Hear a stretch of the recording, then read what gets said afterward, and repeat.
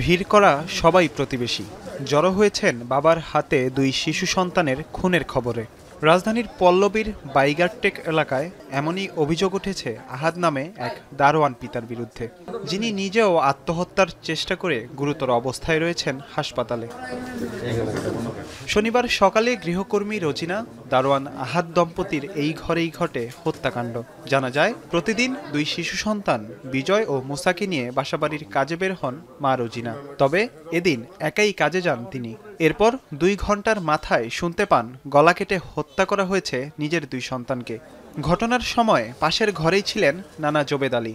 2 নাতির গোঙানির আওয়াজে ছুটে গিয়ে দেখেন রক্তাক্ত অবস্থায় পড়ে রয়েছে তারা। পাশেই নিজের গলায় ছুরি চালাচ্ছেন বাবা আহাদ।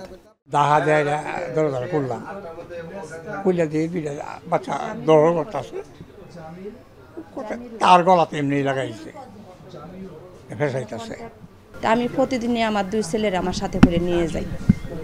তা আজকে আমি নিতে চাইলেও আমার কাছে দেয় নাই। কইতেছে তুই পাক করতে যা, আজকে আমি বাসায় আছি, আমার কাছে থাকুক। আহাদের এমন নৃশংস কাজে হতবাক প্রতিবেশীরা। ঘটনার সঠিক তদন্তের দাবি তাদের। ওনার ওয়াইফ কাজে চলে গেছে, তারপর ওনারা 2 জন, এখানে 2টা রুম আছে, একটা হলো ভিতরে একটা হলো বাহিরে। আর ওনার 2 ছেলেকে মারা হয়েছিল ভিতরের রুমে। বর্বরতা কাহিনীটা যে করছে, মানে কি কারণে করছে বা কি উদ্দেশ্য, ওইটা আসলে বলাটা আসলে মুশকিল হয়ে যেতেছে। জাতীয় জরুরি সেবা 999-এ খবর পেয়ে ঘটনাস্থলে আসে পুলিশ। তাদের ধারণা, পারিবারিক কলহ বা অনটন থেকে ঘটতে পারে এই হত্যাকাণ্ড। আমাদের ধারণা এই পারিবারিক এবং সাংসারিক অভাব অনটনের কারণে তাদের এই ঝামেলার কারণে এই ঘটনা হয়েছে। তবে সার্বিক তদন্তর পর আসলে প্রকৃত ঘটনা কী হয়েছে জানতে পারবো।